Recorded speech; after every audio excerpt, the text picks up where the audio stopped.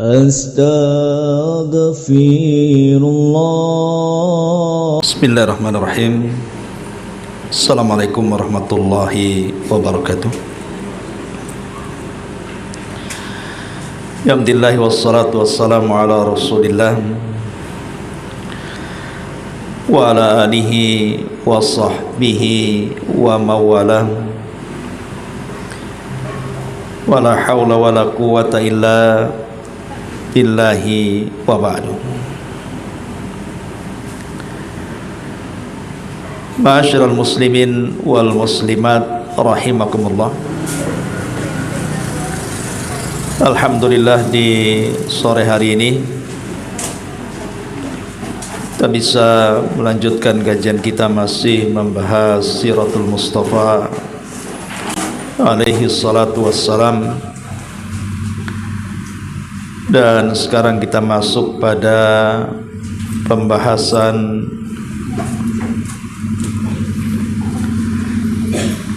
perang Fijar dan juga Hilfu al-Fudul, peperangan yang terjadi sebelum Nabi SAW diangkat menjadi Nabi dan Rasul. Ma'asyiral muslimin wal muslimat rahimakumullah. Secara global terjadinya kisah perang Fijar atau Fujar ini, perang Fujar atau Fijar, Fijar atau Fujar itu artinya sebuah kejahatan. Jadi perang diakibatkan sebuah kejahatan. Kenapa kemudian perang ini disebut perang yang asasnya adalah kejahatan? Karena perang Fijar ini merobek kesucian bulan-bulan hurum. Dan bulan-bulan hurum itu adalah bulan-bulan yang sangat disucikan. Bahkan sebelum Allah Subhanahu wa ta'ala menciptakan manusia untuk memakmurkan bumi. Karena disebutkan di dalam surah At-Taubah, tepatnya ayat ke-36, di mana Allah Subhanahu wa ta'ala berfirman, inna iddatas syuhuri indallahi ithna asyara syahran fi kitabillah yawma khalaqas samawati wal ard minha arba'atun hurum dzalika ad-dinul qayyim fala tadlimu fihinna anfusakum. Allah Subhanahu wa ta'ala mengatakan, inna iddatas syuhur, sesungguhnya bilangan-bilangan bulan, indallah, menurut ketentuan Allah Subhanahu wa ta'ala, ithna asyara syahran fi kitabillah, jumlahnya ada 12 bulan menurut ketetapan Allah Subhanahu wa ta'ala.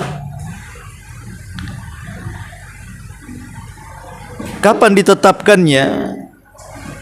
Sebelum Allah Subhanahu wa ta'ala menciptakan langit dan bumi.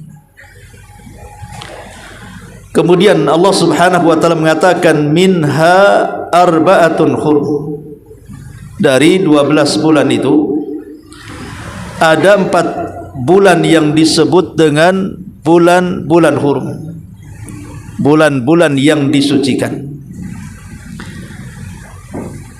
Lah, bulan-bulan yang disucikan ini dijelaskan dalam hadis Nabi sallallahu alaihi wasallam. Kata Nabi sallallahu alaihi wasallam, "Thalathatun mutawaliyah, Dzulqa'dati wa Dzulhijjati wal Muharram war Rajabul Mudhar bainal Jumada wa Sya'ban.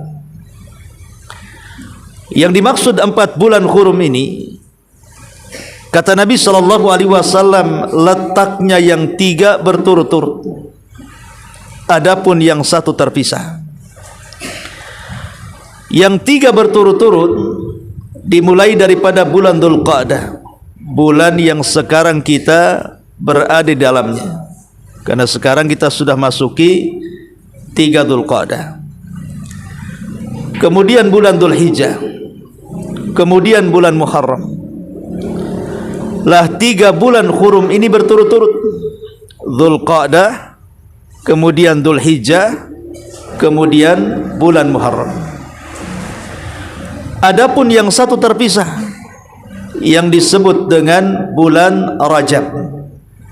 Sehingga 4 bulan yang dimaksud dalam At-Taubah 36 itu, minha arba'atun hurum, maksudnya adalah Dzulqa'dati wa Dzulhijjati wal Muharram, kemudian Rajab. Ini disebut dengan bulan-bulan hurum. Lah perang Fijar ini terjadi di bulan hurum,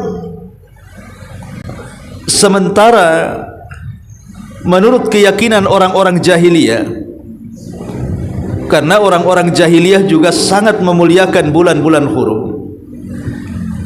mereka melarang tidak boleh ada peperangan, tidak boleh ada pembunuhan. Sementara perang Fijar ini terjadi pembunuhan, dan itu di bulan-bulan hurum. Makanya kemudian karena peperangan ini merobek kesucian bulan-bulan hurum, sehingga peperangannya disebut perang Fijar atau Fujar, perang yang di dalamnya ada kejahatan. Adapun kisahnya, kenapa kemudian perang ini bisa meletus, ikhwatu fiddin yang dimuliakan Allah Subhanahu wa taala, secara global ya.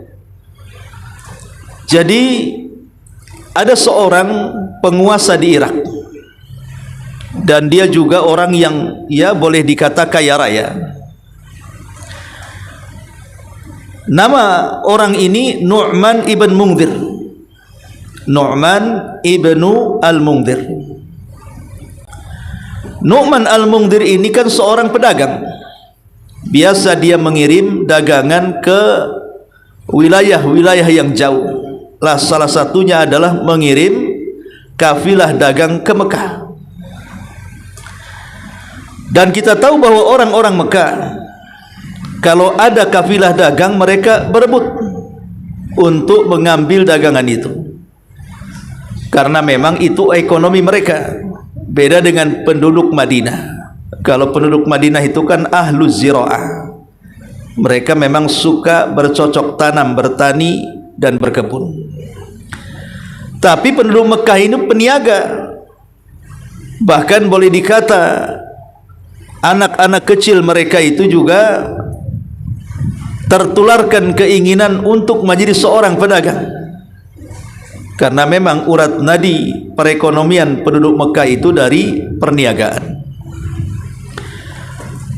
Makanya Allah Subhanahu wa taala menyebutkan kebiasaan orang-orang Mekah dengan diturunkan satu surat, li'ila fi Quraisyin ila fihim rihlatasy syita'i was-shaif, bahwa kebiasaan orang-orang Quraisy itu, mereka selalu mengadakan rihlah, mengadakan perjalanan.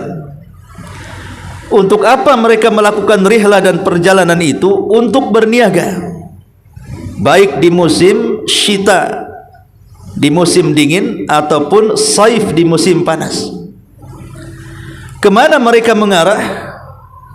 Mereka mengarah ke 2 negara. Pertama ke Yaman di musim dingin, dan ke Syam di musim panas. Makanya Allah mengatakan rihlatasy syita'i was-shaif. Kembali kepada kisah. Jadi saat kafilah dagang yang dikirim oleh Nu'man ibn Mundhir ini datang ke Mekah, rupanya ada 2 kabilah yang berebut dagangan. Pertama kabilah Hawazin, dan yang kedua kabilah Kinanah. Kabilah Hawazin ini letaknya di Taif, sementara kabilah Kinanah ini dekat dengan Mekah. Dan Kinanah ini bersekutu dengan Quraisy, sementara kabilah Hawazin ini bersekutu dengan kabilah-kabilah yang ada di Taif. Lah ketika itu ada seseorang dari suku Hawazin namanya Qais. Dia ingin merebut dagangan dari Nu'man ibn Munzir yang datang ke Mekah. Tapi datang pula seorang laki-laki namanya Urwah. Urwah ini dari suku Kinanah, juga ingin mendapatkan kafilah dagang itu. Akhirnya dua kabilah ini, kabilah Hawazin dan juga kabilah Kinanah ini, yang masing-masing diwakili dengan Qais dan Urwah ini, terjadi perkelahian, rebutan dagangan. Lah karena terjadi perkelahian antara Qais dan juga Urwah dari kabilah Kinanah ini, celakanya Urwah malah dibunuh. Oleh siapa? Oleh orang-orang dari kabilah Hawazin, yang ketika itu Qais adalah salah satu orang yang diutus dari kabilahnya.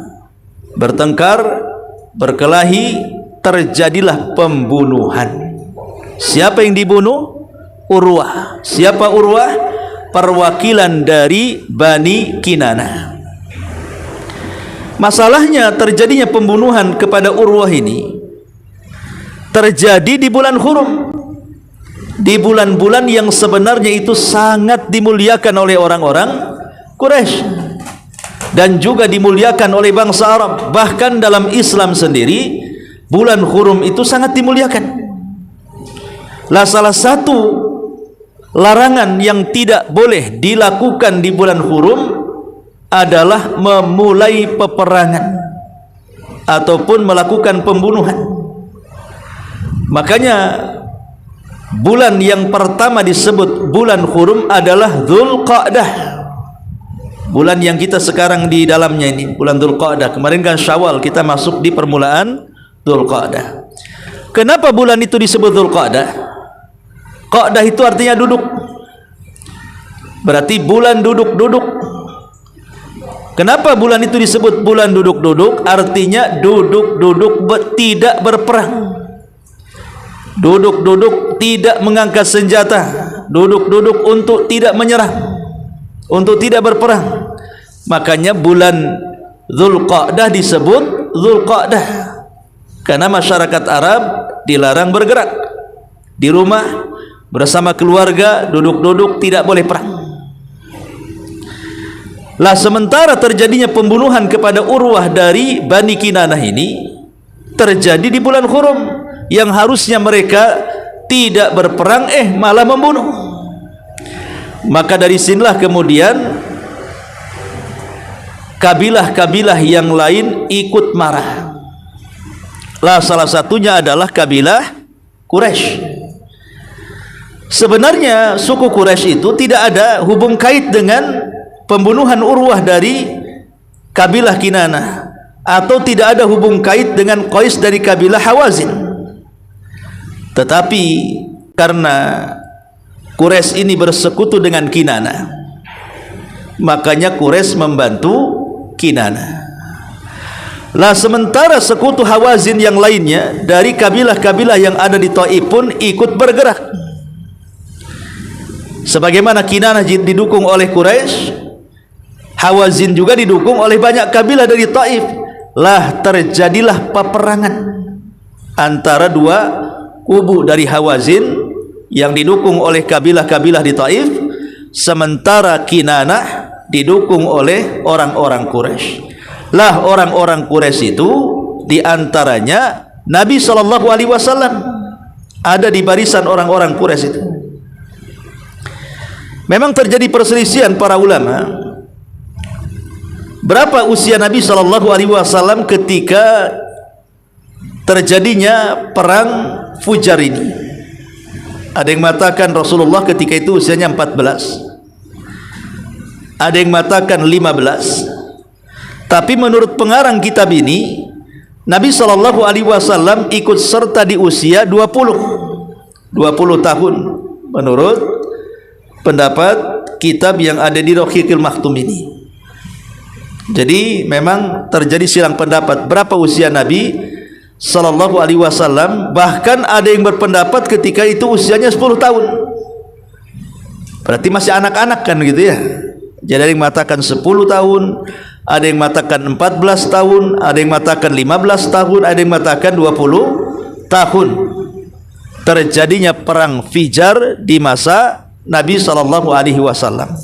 Pertanyaan pun muncul, apakah Nabi SAW terlibat dalam peperangan ini ataukah tidak terlibat? Apakah Nabi SAW terlibat ataukah tidak terlibat? Sebagian ulama mengatakan bahwa Nabi SAW terlibat. Sebagian para ulama mengatakan bahwa Nabi SAW terlibat. Dan itu dijelaskan salah satunya pendapat Ibnu Hisham, seorang pakar sejarah. Beliau menyebutkan dalam kitab sirahnya, sayangnya disebutkan tanpa sanad, di mana kata beliau, Rasul SAW pernah bersabda, ketika terjadi perang Fijar, aku memanah melindungi paman-pamanku. Jadi dia memanah itu hanya untuk melindungi pamannya. Tapi ada juga yang mengatakan Rasul tidak memanah, Rasul hanya mengumpulkan anak panah, membantu mengumpulkan anak panah. Tetapi bagi pendapat yang lain yang disebutkan oleh para ulama yang berbeda, bahwa Nabi SAW tidak pernah terlibat dalam perang Fijar. Nabi SAW tidak pernah terlibat dalam perang Fijar. Perang Fijarnya ada, disebutkan dalam sejarah-sejarah Nabi. Kita tidak mengingkari tentang adanya perang Fijar. Tetapi bagi pendapat yang kedua ini, memasukkan Rasul dalam peperangan itu tidak benar. Perangnya ada, tapi keterlibatan Rasul di perang itu tidak benar. Kenapa? Karena riwayat-riwayat yang menjelaskan tentang keterlibatan Nabi SAW di perang Fijar itu semua lemah. Tidak ada yang sahih. Bahkan derajatnya sampai ke tingkat matruk, ditinggalkan riwayatnya. Tentu ada alasan. Pertama, memang riwayat-riwayatnya lemah, sehingga tidak mungkin kalau riwayat lemah dijadikan sandaran Nabi SAW terlibat dalam perang Fijar. Yang kedua, sebab perang Fijar itu bertolak belakang dengan posisi Nabi SAW. Bertolak belakang dengan posisi Nabi SAW. Kenapa? Karena pemicu perang Fijar ini karena pertama hamiyah, kepanatikan suku. Jadi sebab pertama perang Fijar itu karena fanatik suku. Jadi masing-masing suku yang memiliki koalisi ataupun sekutu, maka sekutunya saling membantu. Samalah kalau kita lihat sekarang perang Amerika dengan Iran, kan itu. Bagaimana Iran juga tidak berperang sendirian kan? Ada yang mengatakan dia disokong oleh Cina, ada yang mengatakan disokong oleh Rusia gitu. Kemudian Amerika juga sama, mengerahkan sekutu-sekutu di Timur Tengah. Kurang lebih seperti itu. Ya, jadi perang Fijar ini sebenarnya perang karena fanatik kesukuan.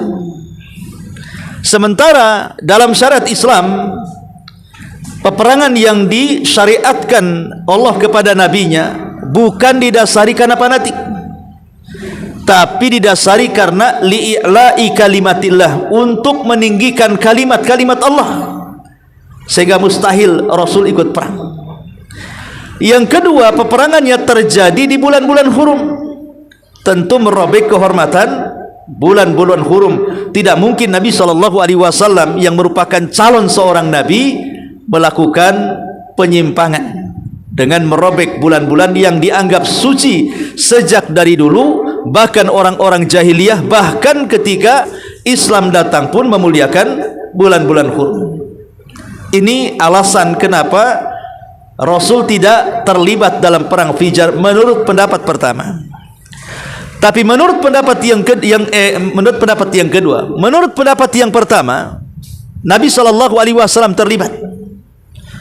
Nabi SAW terlibat, walaupun dalam keterlibatannya Rasul tidak ikut menyerang, tidak ikut melemparkan anak panah, atau tidak ikut maju ke front, hanya sekedar membantu mengangkat anak-anak panah, mengumpulkan anak-anak panah dan menyediakan persenjataan saja. Tentu hikmahnya Nabi SAW memang terlibat tapi tidak nyerang, tidak ikut serangan gitu ya, hanya sekedar menyediakan logistik. Hikmahnya adalah Nabi SAW sedang dibekali oleh Allah Subhanahu wa taala untuk latihan militer. Karena nanti setelah Nabi SAW diangkat menjadi Nabi dan Rasul, akan ada syariat jihad. Terkhusus ketika Nabi SAW hijrah dari Mekah ke Madinah dan sudah menetap di Madinah, banyak syariat jihad yang sampai kepada Rasul. Dimulai dari perang Badar, kemudian ada perang Uhud, kemudian ada perang Hunain, ada perang Khandaq, ada perang Khaybar, ada perang Bani Quraidah, Bani Qunaiqah, Bani Nadir, macam-macam peperangan di zaman Rasul, sampai 27 peperangan kurang lebih. Jadi Nabi SAW di usia belia antara 10, ada yang mengatakan 14, ada yang mengatakan 15, 20 itu, Allah Subhanahu wa taala sedang menempa beliau untuk menjadi seseorang yang pemberani, untuk melihat bagaimana cara berpolitik dalam berperang, untuk menjadi seseorang yang kelak memimpin peperangan. Jadi itu hikmah kenapa Nabi ikut serta dalam peperangan Fijar ini, menurut pendapat yang pertama. Tapi menurut pendapat yang kedua tidak, Rasul sama sekali tidak terlibat, karena riwayat-riwayatnya lemah. Yang kedua, tidak sesuai dengan calon seorang nabi melanggar sebuah syariat. Bagaimanapun perang Hurum atau perang yang terjadi di bulan Hurum itu menyelisih syariat, baik di masa jahiliyah atau di masa Islam. Karena Allah Subhanahu wa taala mengatakan dalam At-Taubah 36 itu, di ujung ayat Allah mengatakan fala tadlimu fihinna anfusakum. Janganlah kalian berlaku zalim di 4 bulan yang dimuliakan itu. Maksudnya kata para ulama tafsir, berlaku zalim di sini memulai peperangan. Makanya dalam Islam itu hanya boleh bertahan, tidak boleh menyerang. Maksudnya di bulan-bulan Hurum menyerang tidak boleh, tapi kalau menyerang karena diserang itu boleh. Menyerang karena diserang itu boleh, karena itu bentuk pertahanan. Tapi kalau menyerang duluan tidak boleh, kecuali di bulan-bulan selain bulan-bulan Hurum. Itulah sekilas tentang terjadinya perang Fijar. Ya. Ma'asyiral muslimin wal muslimat rahimani wa rahimakumullah. Adapun puncak dari perang Fijar ini kan cukup lama. Ada yang mengatakan sampai 4 tahun, ada yang mengatakan sampai 5 tahun. Jadi perangnya itu berseri-seri, Bu. Ada seri pertama, seri kedua, seri ketiga, sampai keempat. Ya, artinya perang Fijar itu dilakukan sampai 4 kali, dan itu membutuhkan waktu yang cukup panjang, bertahun-tahun. Dan puncaknya ketika terjadi perayaan di pasar Ukad. Itu puncaknya itu. Ketika terjadi perayaan di pasar Ukad, meletuslah perang ini. Tapi kemudian akhirnya ketika kemudian di awal peperangan Hawazin memenangkan Kinanah, tapi di akhir peperangan kondisi berbalik, Kinanah yang mengalahkan Hawazin. Maka setelah itu para tokoh-tokoh kedua kabilah ini menganjurkan untuk melakukan perdamaian. Lah, setelah mereka melakukan perdamaian inilah, maka setelah tragedi perang Fijar muncullah peristiwa yang disebut dengan Hilfu al-Fudul namanya. Hilful Fudul. Apa Hilful Fudul itu? Hilf itu artinya sumpah. Hilfu itu artinya sumpah. Fudul itu artinya kebaikan-kebaikan. Jadi sumpah di atas kebaikan-kebaikan. Makanya kemudian disebut hilfu fudul, sebuah perjanjian yang dilakukan oleh anak-anak muda karena sebuah kebaikan. Apa yang dimaksud kebaikan di sini? Di mana para pemuda Mekah di zaman itu berkumpul, kemudian mereka sepakat dan kompak melakukan perjanjian hilful fudul, di mana bulir-bulir kesepakatannya adalah menjaga tanah haram, tanah Mekah, dan membela orang-orang yang terzalimi, baik orang-orang yang terzalimi ini penduduk Mekah sendiri atau orang-orang yang terzalimi ini bukan penduduk Mekah. Jadi kisahnya seperti ini. Ada seorang peniaga dari negeri Yaman, ada seorang pedagang dari negeri Yaman. Dia bekerja sama dalam berniaga dengan seseorang yang bernama Al-As ibn Wa'il As-Sahmi. Jadi ada orang yang bernama As ibn Wa'il As-Sahmi, ini penduduk Mekah, sementara pedagang ini yang satunya penduduk negeri Yaman. Jadi Al-As ibn Wa'il As-Sahmi ini memesan barang yang cukup banyak agar pedagang dari Yaman ini membawa barang-barang dan dihantar ke rumahnya, ke rumah Al-As ibn Wa'il As-Sahmi ini. Tiba-tiba setelah kemudian barang-barang itu dikirim dari Yaman menuju Mekah dan sampai di rumah Al-As ibn Wa'il As-Sahmi, tiba-tiba Al-As ibn Wa'il As-Sahmi ini tak mau bayar. Tak mau bayar, sama sekali tak mau bayar.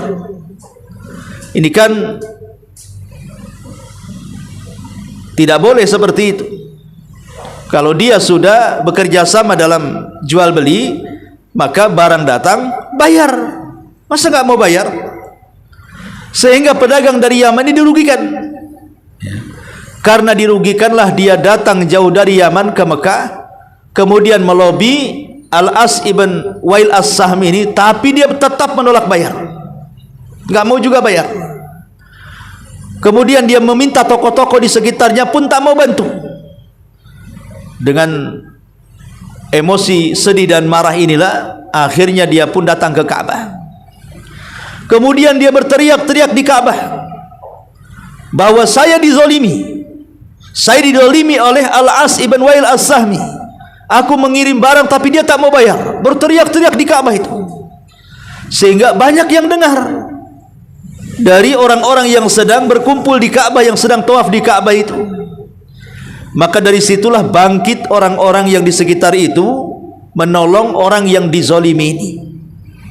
Maka kemudian anak-anak muda ini berkumpul untuk menolong orang Yaman ini dan memaksa Al-As ibn Wa'il As-Sahmi ini membayar dagangan yang sudah diambilnya. Maka berkumpullah anak-anak muda, mereka bersepakat akhirnya membuat sebuah perjanjian. Lah perjanjian itulah disebut hilful fudul. Bahkan setelah Nabi terlibat di sini. Kalau perang Fujar, Rasul diperselisihkan terlibat tidaknya, tapi dalam hilful fudul Rasul terlibat, ikut dalam perjanjian ini. Bahkan setelah Nabi SAW diangkat menjadi Nabi sekalipun, Nabi SAW mengatakan, kalau seandainya terjadi hilful fudul kedua atau ketiga kalinya, maka aku siap untuk ikut serta dalam hilful fudul. Lah hilful fudul itu terjadi di rumah seorang yang sangat kaya raya, dermawan, orang baik, namanya Abdullah ibnu Jud'an. Di rumah Abdullah ibn Jud'an inilah terjadi hilful fudul. Dan Abdullah ibn Jud'an ini masih memiliki kekerabatan dengan Aisyah, dengan keluarga Abu Bakar Siddiq radhiyallahu anhu. Dan nama Abdullah ibn Jud'an ini sangat tenar terkenal, karena jarang orang kaya dermawan, Bu. Kalau orang kaya banyak, tapi orang kaya dermawan sedikit. Makanya kalau ada orang kaya, sudah kaya dermawan, pasti dicintai orang. Lah Abdullah ibn Jud'an ini sangat dicintai orang karena kekayaannya. lah saat Nabi SAW diangkat menjadi Nabi dan Rasul, dan Abdullah bin Jud'an meninggal dunia, kemudian menikahi Aisyah Ummul Mukminin radhiyallahu anha. Aisyah bercerita tentang kisah Abdullah ibn Jud'an kepada siapa? Kepada Nabi, dan mengatakan, ya Rasulullah, apakah sekelas Abdullah ibn Jud'an yang sudah menginfakkan banyak sekali hartanya membantu fuqara wal masakin, membantu orang-orang yang susah, apakah di akhirat bermanfaat kebaikannya? Maka Nabi SAW mengatakan, iya, bermanfaat, tapi di dunia. Adapun di akhirat tidak ada manfaatnya. Jadi Abdullah bin Jud'an itu walaupun kaya raya, dipuji masyarakat Arab karena kedermawanan dan kebaikannya, sampai nama dia itu tidak ada tandingan di zaman itu orang yang paling baik. Tapi Nabi SAW mengatakan Abdullah ibn Jud'an manfaatnya hanya di dunia. Ya, di dunia bermanfaat, akhirnya dipuji orang, menjadi terkenal, dihormati orang, dihargai orang, hartanya makin banyak. Tapi karena dia tidak beriman, maka kebaikannya tidak ada manfaatnya sama sekali. Inilah bantahan kepada orang yang sekarang lagi berkuar-kuar di medsos bahwa Thomas Alva Edison masuk surga. Lagi viral kan? Orang yang mengatakan Thomas Alva Edison masuk surga ini. Alasannya apa? Lah, Thomas Alva Edison loh, penemu listrik. Lihat hari ini kita ngaji aja pakai listrik. Coba kita padamkan, mungkin suaranya nggak sampai ke ibu. Mungkin ibu sudah gelap-gelap di sini. Bahkan Mekah, Madinah, tempat ibadahnya kaum muslimin jadi terang. Semua orang ke sana jadi nyaman, ada AC. AC juga ada listrik. Masa orang sebaik ini masuk neraka, katanya. Maka kita katakan Thomas Alva Edison ini sama dengan Abdullah ibn Jud'an, orang baik. Ya. Kita tidak mengingkari mereka orang baik, dengan penemuannya bermanfaat untuk kita. Sama juga dengan Abdullah ibn Jud'an. Masalahnya baik Abdullah ibn Jud'an atau Thomas Alva Edison sama-sama kafir, itu masalahnya. Keduanya tidak beriman. Ketika keduanya tidak beriman, sementara syarat masuk surga harus ada keimanan, maka Thomas Alva Edison menurut keyakinan kita ahli sunnah atau menurut keyakinan Islam, lebih khusus lagi keyakinan ahli sunnah wal jamaah, maka manfaat kebaikan Thomas Alva Edison itu hanya di dunia saja. Ya, ketika dia di dunia, dia dipuji orang, banyak orang yang berterima kasih atas penemuannya. Mungkin Allah juga berkahi rizkinya mungkin di masa hidupnya, tapi manfaatnya hanya di dunia saja. Orang kafir itu sebaik apapun manfaatnya di dunia, kalau dia sedekah pasti Allah tambah rizkinya. Kalau dia berbuat baik pasti Allah mudahkan rizkinya. Hanya di dunia saja, tapi di akhirat tidak. Karena kehidupan akhirat itu berbeda dengan kehidupan dunia. Kalau ingin masuk surga harus iman dan kemudian beramal saleh. Amal saleh saja tidak cukup kalau tidak ada iman kepada Allah Subhanahu wa taala. Ma'asyiral muslimin wal muslimat rahimani wa rahimakumullah. Itulah sekilas global antara perang Fijar dan juga Hilful Fudul. Baik, kalau kita sudah paham tentang secara global terjadinya dua peristiwa ini, kita baca di sini. Kata pengarang, perang Fijar. Sewaktu Muhammad berusia 20 tahun, meletus perang di pasar Uqad yang melibatkan Bani Qais, Ailan dengan suku Quraisy yang didukung oleh Bani Kinanah. Ingat bahwa Quraisy itu sebenarnya tidak terlibat dalam sebab musabab terjadinya perang Fijar. Tapi karena Quraisy ini bersekutu dengan Kinanah, maka Quraisy menolong Kinanah dengan sebab pertama karena ini pembunuhan, yang kedua karena merobek bulan hurum. Ya, sementara mereka itu punya hamiyah kesukuan yang kuat. Perang ini disebut perang Fijar. Pemicunya adalah seorang dari Bani Kinanah mengkhianati 3 orang dari Bani Qais Ailan. Kabar kejadian ini sampai ke pasar Uqad. dan menyulut emosi kedua kabilah. Saat itu tampuk pimpinan suku Quraisy dan Kinanah ada di tangan Harb ibn Umayyah. Dia memang layak mendudukinya, baik dari sisi senioritas maupun kemuliaannya. Menjelang siang, Bani Qais telah berhasil mengalahkan Bani Kinanah dan menguasai wilayah itu sampai tengah hari. Sejumlah tokoh Quraisy berinisiatif menggelar perundingan. Mereka menghitung jumlah korban di kedua belah pihak. Pihak yang korbannya lebih banyak berhak mendapatkan diat dari kelebihan korban itu. Maka mereka sepakat untuk berdamai dengan perjanjian tersebut.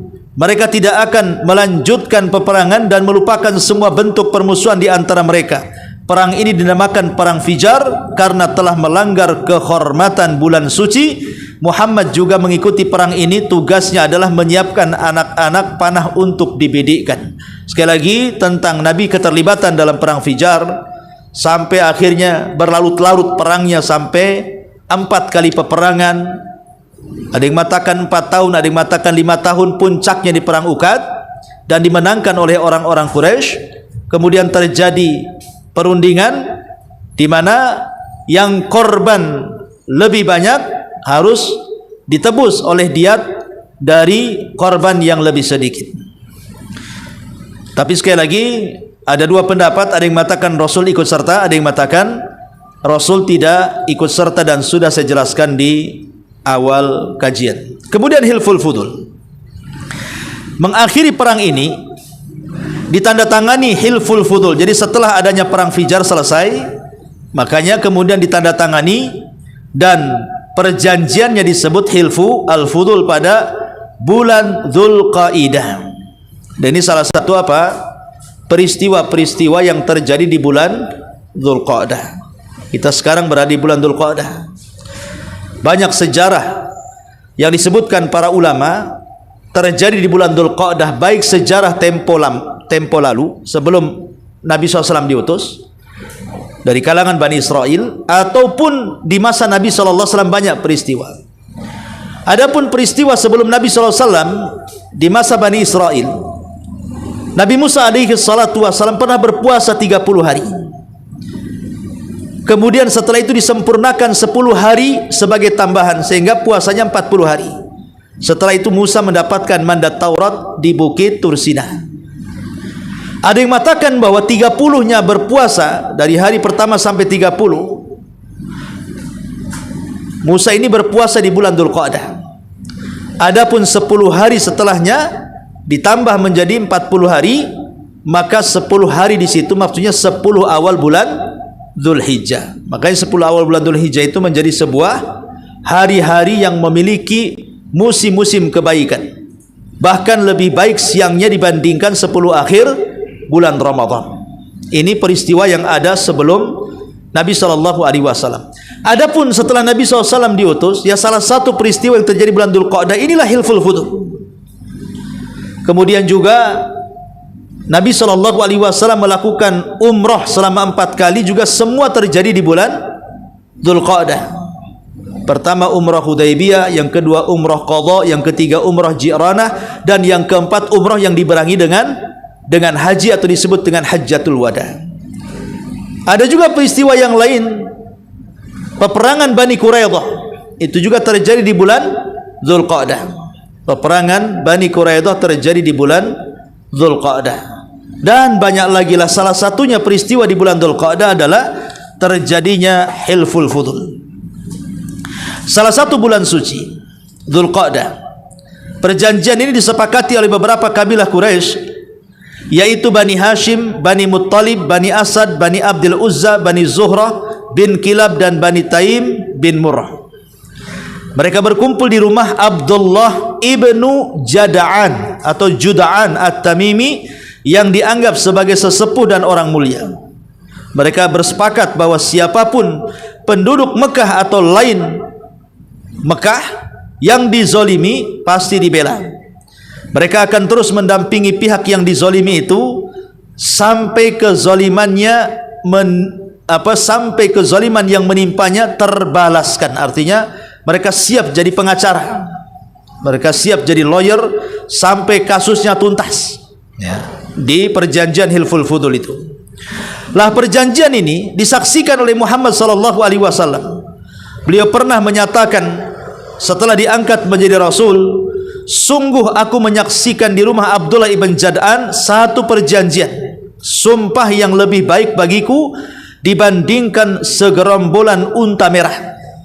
Seandainya aku diundang untuk menghadiri perjanjian seperti itu lagi dalam Islam, niscaya aku akan penuhi undangannya. Karena memang di dalamnya ada kebaikan. Maka ini pelajaran bagi kita, kalau ada undangan kebaikan hadir. Tapi kalau ada undangan keburukan jangan hadir. Ya. Semangat dari perjanjian ini adalah menghilangkan fanatisme jahiliyah yang dipicu oleh fanatisme kabilah. Pendapat lain tentang latar belakang perjanjian ini adalah adanya seorang laki-laki dari Bani Zubaid, maksudnya dari Yaman, yang datang ke Mekah dengan membawa barang-barang dagangan. Dagangan itu dibeli oleh seorang laki-laki namanya Al-As ibn Wa'il As-Sahmi. Al-As ibn Wa'il As-Sahmi ini ayahanda daripada Amr ibn As.